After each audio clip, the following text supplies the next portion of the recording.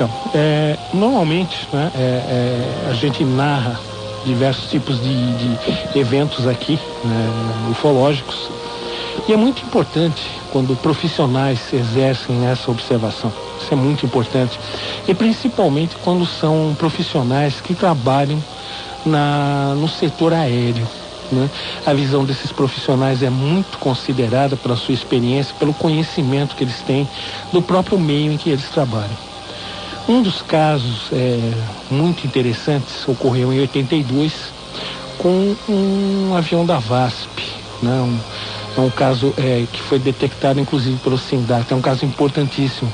Nós poderíamos até estar entrando em maiores detalhes, mas eu sempre dou preferência quando a pessoa que vive a experiência narra, né, esse evento, esse encontro.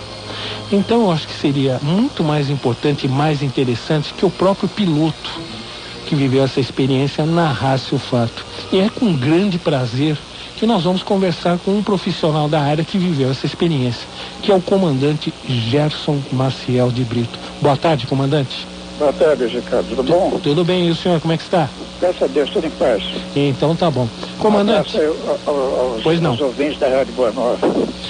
Então, gente, eu espero que vocês aproveitem esse depoimento fantástico do comandante Gerson Maciel de Brito. Comandante, daria para o senhor narrar a sua experiência, por gentileza?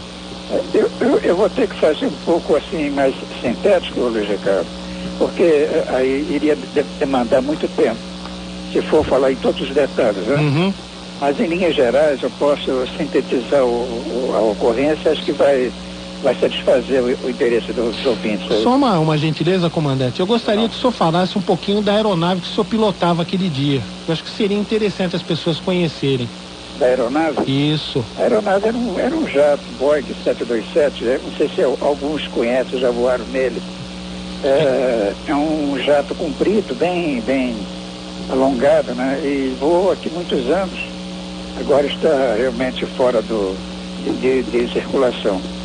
E esse jato fazia todas as vias brasileiras e internacionais também, né? Comandante, por gentileza, qual a capacidade da aeronave em termos de passageiros? Em torno de 200 passageiros. Uhum. 180 a 200 passageiros. E... É um jato que desenvolvia a média de 950 mil km/h, né? Quer dizer que era um excelente avião para sua época. Muito bom, é um dos melhores da época. E em termos de recursos de bordo, radar, estava provido de radar, comandante? Totalmente, porque inclusive o radar faz parte da exigência do DAC para poder voar, inclusive à noite, com condições de mau tempo, etc. Né? Uhum. Então seria o radar é importante. Seria um radar meteorológico? É radar meteorológico de bordo. Ah, tá. E quanto à capacidade de detectar outros objetos no ar, qual seria a capacidade desse radar? Ele operava até uma base de 400 milhas, quase 800 quilômetros à frente. Tá. Então, por favor, comandante, como é que começou o caso do voo 169, que o senhor era o comandante? Nós decolamos de Fortaleza mais ou menos umas 2 horas da madrugada, né? E era um voo que fazia direto Fortaleza, Rio de Janeiro, e posteriormente São Paulo. Só tinha escala no Rio de Janeiro. E depois que nós decolamos, 1 hora de voo aproximadamente sobre a cidade assim de Petrolina, se eu não me engano, aí eu observei à esquerda um ponto luminoso. Até então, tudo normal, podia ser alguma coisa assim, né? Um balão meteorológico, uma sonda, uma coisa qualquer. Mas o que nos entregou foi o seguinte: o ponto luminoso, ele estava mantendo uma equidistância, uma posição relativa ao nosso avião. Ou seja, ele mantinha-se mais ou menos dentro do enquadramento da minha janela, e o avião estava se deslocando mais ou menos a 950 km/h. Comandante, por gentileza, que seria importante o senhor explicar para os ouvintes, né, que o avião normalmente ele voa dentro de uma caixa, né, de um espaço, né, que nenhuma outra aeronave pode penetrar. Será que o senhor poderia nos dar mais ou menos as dimensões dessa área em que nenhuma aeronave pode entrar num campo de um outro avião? Não, isso aí é o seguinte: as aerovias superiores, elas são coordenadas também pelas administrações do tráfego aéreo regionais, não é?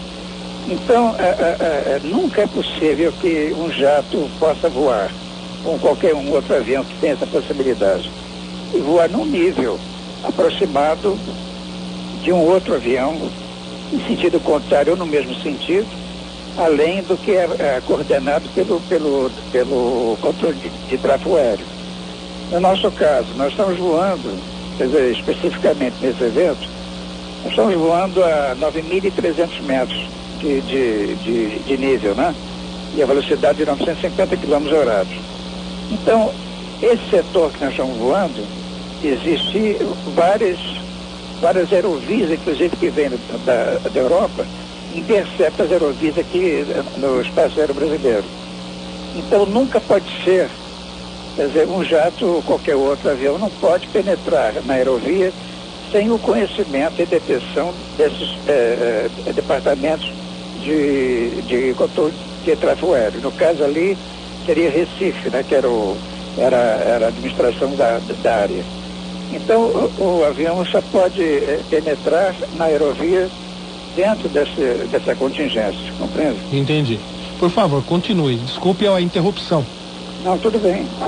Então é o seguinte, quando é o caso de uma operação fora de rotina, como o caso de um avião da Força Aérea em uma missão especial, nós somos avisados antes da nossa decolagem. Isso é importantíssimo. Tal fato vai ocorrer, tal setor e em níveis e velocidades que nos dê pelo menos a informação, para que a gente possa coordenar também o nosso voo. Então, em linhas gerais, o que se passa, hoje em dia o piloto faz, normalmente, o piloto faz a sua operação de pilotagem seguindo as normas que os espaços aéreos controlados determinam. Certo. Então, vou pedir uma gentileza para o senhor, comandante. Nós vamos para o intervalinho, 2 minutinhos, e nós retornamos com a nossa conversa aqui, tá ok? Tudo bem. Tá, até já.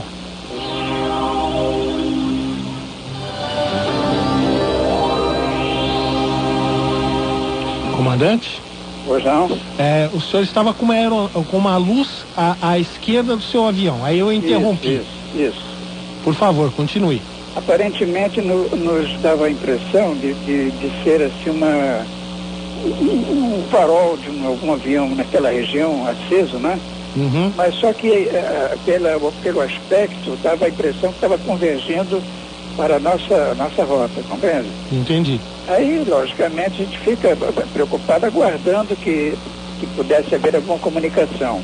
E nas aerovias superiores, nós temos uma frequência, são frequências táticas, né, de aerovia superior, somente para comunicação normal de posição de voo, né, de navegação e qualquer outro contato que se fizesse necessário. Aí aguardamos ver o desenrolar do ponto luminoso. Comandante, no momento, apenas o senhor observou alguém mais da tripulação? Não, eu e a cabine, e a tripulação de cabina, né? E era composta de... oficial e o engenheiro de voo. Ah, ok.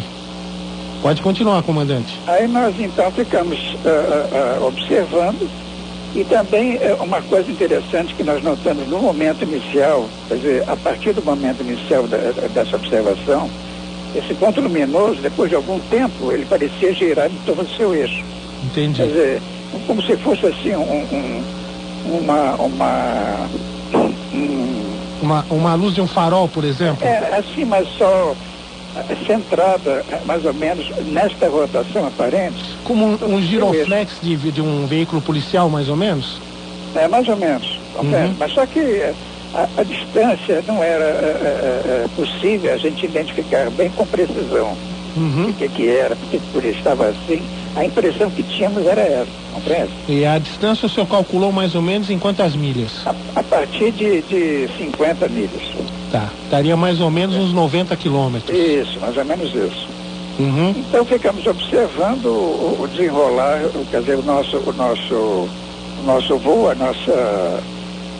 dentro da nossa aerovia e o nível que nós estamos desenvolvendo estava sendo sempre observado com relação à posição desse ponto. Ele não mudava, ele ficava exatamente aqui distante a partir daquele primeiro momento. Ele estava seguindo numa rota paralela à sua. Na rota paralela minha, exatamente. Tá vendo? Aí até me lembro que eu observei o primeiro oficial e o engenheiro, eles, se notasse alguma coisa além, eles ficassem olhando fixamente, porque a gente tem que olhar o painel, tem que se preocupar com outras coisas, né? Inclusive o próprio radar de bordo. Aí não houve nada que alterasse aquele primeiro momento, aquela posição inicial. O senhor teve algum tipo de interferência na instrumentação de bordo? Não, a partir daí não. Sempre houve aquela condição normal, nada de interferência eletromagnética, compreende? Aí nós ouvimos, quer dizer, eu comecei a observar que um deslocamento longitudinal começava a ocorrer. E paralelamente ao avião também um aumento e diminuição de posição, ou seja, o foco luminoso aumentava um pouquinho e diminuía de tamanho. E aquela rotação, aquela mutação de cores, que era o que eles intrigava, compreende? Quer dizer, até um certo ponto, admitimos uma coisa, faróis acesos de um outro avião. Mas depois que isso começou a ocorrer, aí nós descartamos essa hipótese. Tá entendendo? Então aí começou a acontecer exatamente o que nos levou. Desculpa. Não, imagina. O que nos levou a ficar meio apreensivo é deslocamento muito violento, assim, uma aceleração muito grande e parada instantânea, quase que instantânea, quer dizer, coisas que um artefato nosso aqui, até essa época, não permitiria. Deixa eu fazer uma pergunta para o senhor, comandante. Ou não? E algum registro do SINDACTA, o senhor recebeu alguma comunicação? Hoje nós entramos em contato com o SINDACTA. Até então nós vamos assim, são fases de voo que, conforme eu falei, são administrados por controles regionais, compreende? Depois nós atingimos o alcance do SINDACTA, foi quando nós passamos ao controle do SINDACTA e participamos ao SINDACTA tudo que estava acontecendo, o que aconteceu anteriormente. Entendi. Aí o senhor recebeu alguma orientação do SINDACTA, alguma coisa? Isso foi depois, né? Eu entrei em contato com o controlador e expliquei essa situação e pedi, inclusive, se ele podia informar se havia alguma possibilidade de identificar no scope se esse ponto luminoso estava sendo detectado por eles. Aí eles disseram que até então não está sendo detectado. Aí eu pedi que ele indagasse qualquer outro avião, outros aviões que estivessem voando naquela região, que estavam observando esse ponto luminoso. Aí foi quando ele questionou um avião da Aerolíneas Argentinas, estava vindo da Europa, 30 minutos atrás de nós, e o jumbo era um jumbo. Ele respondeu que estava vendo, mas não sabia de que se tratava. E depois um avião da Transbrasil, que estava vindo de Brasília também, ouvindo o nosso contato com o SINDACTA, e tinha observado o ponto luminoso e viu que realmente tudo que estava se falando, ele estava realmente observando. Então quer dizer que esse ponto luminoso ele foi observado por 3 aeronaves, na realidade. 3 aeronaves, exatamente. Isso e de pontos diferentes, né? Pontos diferentes. Isso mataria qualquer possibilidade de um reflexo. Não. Isso aí a gente já vai eliminando, logo que vai ocorrendo, a gente vai eliminando o que pode ser, o que pode não ser. Então, por favor, continue a narrativa, comandante. Então, quando nós passamos ao controle pelo SINDACTA, aí aquele movimento de aceleração e deceleração, parada, retorno ao ponto inicial, isso foi sendo desenvolvido ao longo do nosso voo. 1 hora e tanto isso foi acontecendo. Só que, logicamente, nós não tínhamos outra condição a não ser obedecer ao comando que o SINDACTA nos desse para tomar uma posição, talvez para se preservar o controle de trato, para não haver possibilidade de aproximação, né? Aí o SINDACTA não tomou nenhuma posição e nós ficamos só observando e mantendo o nosso rumo e a nossa altitude. Comandante, comandante, o SINDACTA não acionou nenhum casco de defesa aérea? Não. Até então nós não soubemos disso. Tá. Compreende? Então, o que ocorreu foi que, próximo à vertical de Belo Horizonte, que era um fixo de navegação nosso, aí nós observamos que esse objeto, já então assim entendido, estava numa possibilidade, porque estava uma noite clara de luar, inclusive, né? Setor estelar bem definido. Aí nós entendemos que, quem sabe, a gente pudesse entrar em contato, até mesmo por um processo telepático, foi o que eu pensei fazer. Porque, e o senhor chegou a fazer isso? Eu cheguei a fazer, compreende? E qual foi o resultado? Então, eu observando o ponto luminoso e já entendendo ser alguma coisa fora do nosso conhecimento, uma coisa interessante, eu senti uma espécie de felicidade, de poder me defrontando com uma hipótese de uma nave extraterrena que estivesse nos visitando, tentando um contato talvez mais amistoso. Eu vou até fazer uma pergunta óbvia para o senhor. Então, na época, o senhor já acreditava que existia outros planetas habitados além do nosso? Ah, sem dúvida. Sempre acreditei nisso. Sempre acreditei. Pode continuar. E me senti, assim, satisfeito em poder ter essa oportunidade. Eu, então, olhando o foco luminoso, eu emiti, assim, uma espécie de mensagem de boas-vindas, compreende?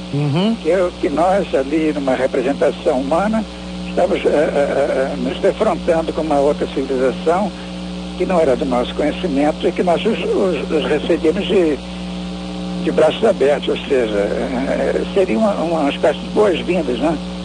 E o veículo reagiu a essa sua emissão telepática? Reagiu imediatamente. Você pode ser até que pessoa, não, então está sendo criada, não foi criado. Quer dizer, a partir daí, quando começou a aproximação definida do objeto até próximo a nós, quase 8 quilômetros, né? E foi quando o radar, coincidentemente, nos chamou, informando, aí que estava detectando. Isso aí lá do Sindacta. Isso lá do Sindacta. Do Sindacta, do Vasco 69. Estamos detectando um ponto à sua esquerda, posição 9 horas, já na distância de 8 milhas náuticas. Mas daí não falou-se mais nada, a não ser uma orientação do voo nosso, ou seja, para abandonar o nível, porque tinha que preservar, logicamente, a segurança, né? De tráfego, né? Sim. Então não nos mandou alterar o nível, nem rota, e nós, logicamente, olhando e com a possibilidade de desconectar o piloto automático, se porventura chegasse uma coisa muito próxima, né? Próxima, né? Quer dizer, muito difícil de a gente poder resolver, porque o jato daquele não pode fazer manobras muito fortes, né? Quer dizer, tem que ser coisa mais ou menos planejada. A não ser que o senhor queira deixar a cabina dos passageiros de cabeça para baixo? Ah, sim, Sem dúvida, exatamente. Né? Então, deixa eu fazer uma outra questão para o senhor, comandante. O senhor sentiu algum tipo de influência mental, ou algum tipo de resposta a nível mental? Não. Por parte dessa inteligência que controlaria essa luz? Eu acredito, sabe, a minha mensagem, quer dizer, a força que eu fiz para poder, eu nunca tinha feito um processo telepático, né? E no momento eu senti, talvez, que houvesse uma possibilidade de fazer isso. Pela forma de satisfação em que eu estava acometido, né? Então eu comecei a pensar nessa hipótese e senti que a resposta foi exatamente a aproximação maior que essa nave teve com relação a nós. Mas a nível mental o senhor não sentiu mais nada? A nível mental não houve nada. E quantos passageiros o senhor estava levando aquela noite? 150 passageiros. E o senhor chegou a alertar os passageiros para o objeto? Depois que nós tínhamos realmente a certeza de que se tratava de um fenômeno, compreende? Aí eu achei também, por uma determinação momentânea, eu deveria convidar os passageiros, que já estamos próximos ao pouso, né? E o senhor o pouso do senhor seria onde? Aqui em São Paulo? Galeão. No Galeão? No Galeão, que era a nossa primeira escala, né? Única escala, aliás, do Rio de Janeiro.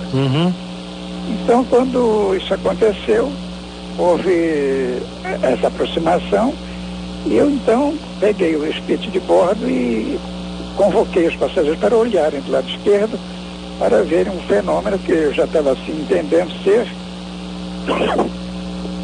que foi exatamente a possibilidade que eles tiveram. Alguns já estavam acompanhando isso posteriormente, já que não estavam dormindo, né? Estavam vendo aquilo, mas não estavam sabendo o que era, até que quando eu os convoquei, eles começaram a entender o que estava se passando. Comandante, eu vou pedir mais uma vez um instantinho de licença para o senhor para o nosso segundo intervalo. Pois Voltamos não. já então com o nosso bate-papo. Até já. Pois não.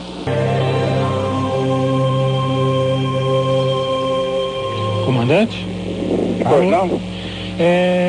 Eu sei que dois passageiros parece que evitaram de olhar para a janela. Você poderia comentar algo a respeito? Foram os bispos, né? Que existia um grupo de padres, né? Que estavam indo para aquela conferência de Tahiti. E Dom Aloysio Loscheider era um deles e o outro era um outro bispo também, que estava fazendo companhia a Dom Aloysio Loscheider. Ah, tá. Então eles que foram até chamados, né, para outros passageiros e disseram que não queriam ver, não estavam interessados, estava uma coisa mais ou menos assim. Aí, infelizmente, logicamente ninguém vai olhar o que não quer, né? O senhor não poderia ir lá atrás e obrigá-los. O senhor não poderia ir lá atrás e obrigá-los, né? Não, isso é uma coisa que é de momento ali entre as pessoas. Eu acho que tem uma senhora que prestou um depoimento à Rede Globo, dizendo que tinha até chamou o Dom Aloysio, vem ver e tal. E ele respondeu que não estava interessado em olhar. E, comandante, quando o senhor pousou no Galeão, houve alguma repercussão? Olha, os passageiros, que já, mais ou menos, alguns já estavam vivenciados os problemas de voo e tal, eles perguntaram se poderiam prestar algum depoimento no aeroporto. Eu falei, olha, aqueles que quiserem, o DAC tem um departamento para qualquer registro que os passageiros desejarem fazer, e daí a providência a ser tomada vai ser em decorrência do que resolveu o DAC. Aí os passageiros quase todos foram fazer esse registro. Entendi. O senhor sofreu algum tipo de pressão, alguma coisa por ter falado assim em sinfonia aberta? Não. A imprensa publicou muita coisa que realmente não teve fundamento nenhum. Não tive nenhuma pressão. Nenhum tipo de coação? A minha vida dentro da empresa continua a mesma coisa. Isso é ótimo. Então foi até bom, porque o que vai se fazer? Eu acho que a única coisa que eu tinha um comprometimento é não faltar com a verdade e nem criar coisa nova, compreende? Sem dúvida. Então eu acho que diante disso eu fui honesto e procedi dentro do que realmente tinha que ser. Isso a gente só pode parabenizar o senhor por essa amostra do seu caráter. Mas eu gostaria de saber se essa foi sua única observação ou houve outra ou outras. Não, eu tive outras observações, não assim nessa sistemática como ocorreu no voo 69. Foram várias fases, anos separados, né? E o senhor poderia falar alguma coisinha? Como? O senhor poderia comentar alguma coisa? A primeira que eu mais ou menos enquadro, eu ainda era copiloto, do equipamento Cortes Comanda, e estava voando de Teresina para Fortaleza. E eu observei exatamente um foco, como tivesse sendo observado assim, por essa nave, o avião no caso, não sei se o que era, né? Para ver alguma coisa sobre o leito do mar, compreende? Entendi. E ali, naquela posição que nós estávamos, estava mais ou menos chegando no litoral entre Maranhão e Ceará. Então, estava alguma coisa, tentando descobrir alguma coisa. Aí eu chamei o comandante do voo, né? E mostrei, ele falou, interessante isso aí, ficamos observando, até que de repente desapareceu. Aí, quer dizer, não teve nada de especial em termos de poder entender ser alguma coisa extraterrena, compreende? O senhor nunca teve algum passageiro militar a bordo durante uma dessas suas observações? Tivemos, sim, tivemos. Tivemos, inclusive um mês depois do voo 69, dessa ocorrência, o coronel comandante da base aérea de Fortaleza, coronel aviador PLC, ele estava voando conosco, né, como tripulante extra, e estava casualmente na cabine de comando quando novamente aconteceu alguma coisa esquisita. E foi no nosso radar, apareceram 2 contornos bem definidos, no sentido contrário ao nosso deslocamento, compreende? E foi bom que tivesse acontecido, porque ele estava conosco e nós mostramos, quer dizer, foi uma coisa que ninguém esperava, evidentemente. Mas como ele estava lá, nós fizemos questão de mostrar para ele. Aí frisamos o radar para que fosse observado a que distância, parecia uma coisa muito grande também, mas bem definido. Não era nuvem, não era alguma coisa que chamasse a atenção para o mau tempo, uma linha de chuva, uma coisa qualquer assim, mas não, eram coisas separadamente, um de cada lado com relação ao nosso deslocamento. Nesse caso, o avistamento foi só através do radar ou no visual também? Não, só no radar. Ah, tá. Só no radar. Nós não vimos absolutamente nada fora. E o senhor teria mais algum avistamento relevante além desse? Tivemos quando eu voava o VAI com 827, era um quadrimotor a Vasco. Turbo-hélice, não é isso? Turbo-hélice, isso, fabricação britânica. Isso. Um excelente avião, aliás. Sem dúvida. Tenho saudade dele. E? Mas que, vindo de Campo Grande para São Paulo, à tarde nós observamos uma esfera metálica sobre nós, quer dizer, foi até o primeiro oficial que viu. Sobre o avião? Hein? Essa esfera metálica estava sobre o avião? Sobre o nosso avião, compreende? E naquela região, e naquele dia especialmente, tinha muitas formações de nuvens de altos cúmulos, né? E nós estávamos tentando desviar para evitar turbulência para os passageiros. Entendi. Então, nesse desvio, eles mantinham sempre aquela posição sobre nós. Aí, naquela época, o radar, o Sindaxa não estava bem estruturado ainda, né? Mas mesmo assim, nós informamos via rádio, comentamos o que estava ocorrendo e não saí disso. Comandante, depois desse seu caso, colegas seus vieram comentar alguma coisa com o senhor? Muitos.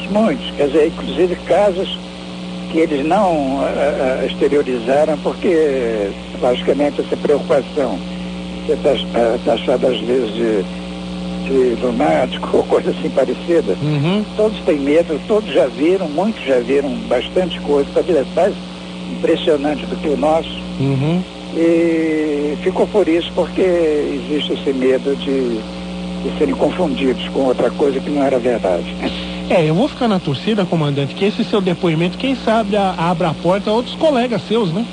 Eu até gostaria, sabe? Eu fui a vários congressos depois, inclusive congressos internacionais, nacionais, vários eu fui. E nesses congressos eu sempre informei exatamente isso. Seria interessante que os pilotos que tivessem avistamentos, que inclusive até é compreensível que pela própria NASA, isso é até uma determinação da NASA, que o caso ocorresse esses avistamentos, fizesse relatórios e encaminhasse para eles, para os comandos das forças aéreas respectivas e depois para eles, entende? Isso seria muito importante. Quem sabe, né? A gente fica naquela expectativa que essa sua conversa, esse seu bate-papo conosco, seja quem sabe uma abertura, né? Para que outros tenham a coragem, né? E venham falar.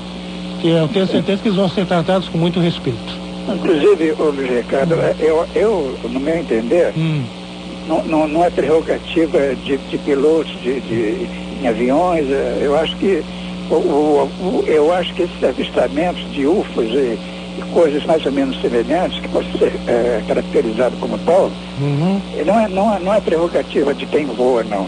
Sem dúvida. Sem dúvida, concordo. O do campo que anda pelas madrugadas lá, comandando o seu gado ou vendo seus campos. Muitos já viram, quer dizer, quem lê essa revista UFO tem conhecimento de muitos casos muito interessantes. Sem dúvida. Comandante, eu gostaria de fazer uma última pergunta para o senhor. Essa é de fórum pessoal. Pois não. Estaríamos nós preparados para um contato com outras civilizações? Qual a sua opinião? Olha, eu acho que não. Por quê? Eu acho que a evolução, vamos dizer, talvez não religiosa, mas psicológica, compreende? O povo brasileiro, quer dizer, o povo, a humanidade em si, ela vive condições as mais esdrúxulas às vezes para o nível científico que está realmente já atingindo, compreende? Eu acho que a religiosidade ajuda muito o homem para poder entender o que realmente está muito além do nosso atual conhecimento.